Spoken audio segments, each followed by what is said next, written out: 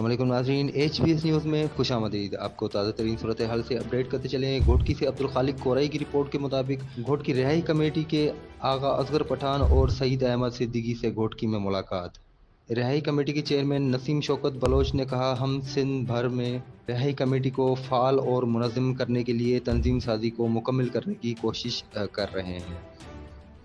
Naseem Bloch ने मज़ीद कहा कि हम इंशाअल्लाह कुछ दिनों में तंजीम साजी के अमल को मुकम्मल करके अपनी पार्टी के रहनुमाओं समेत वर्करों और जियालों की ताउन से सैयद खुर्शीद शाह की रिहाई के लिए भरपूर एहतजाजी तहरीक चलाकर रियासत की कठपुतली हुक्मरानों की बदनीयती को नंगा करेंगे, जिन्होंने सैयद खुर्शीद शाह के खिलाफ झूठे मुकदमा दायर करके 2 साल की तवील अरसे से रियासती जुल्म बर्बरियत के तहत कैद व बंद करके रखा है और इंतकाम के तहत झूठे मुकदमात मनगढ़ंत मुकदमात बना रखे हैं।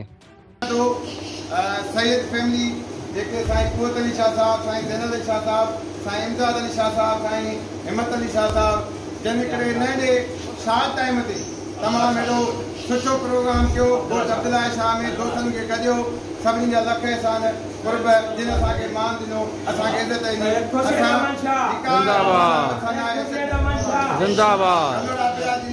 मुख़्तलिफ़ सैयद न पर कलोड़ा महर सभु जेके बि बिरादरियूं आहिनि उन सभिनी असां थोरा आहियूं, लख एहसान नवाज़।